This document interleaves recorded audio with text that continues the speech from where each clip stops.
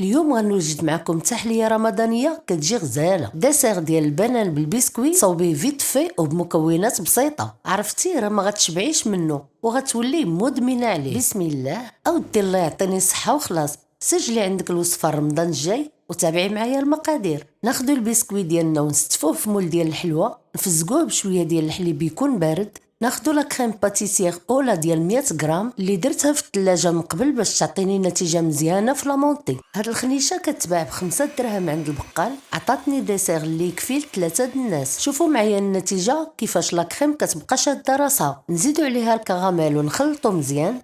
نزيدو الطبقه الاولى د لا كريم، نزيدو البنان اللي قطعناهم طرونش على هاد الشكل، نزيدو الطبقه الثانيه ديال لا كريم، نهرمشو البسكويت ديالنا غير شويه على هذا الشكل باش يعطينا واحد الطبقه مقرمشه. نزيدو الطبقه الثالثه ديال لا كريم.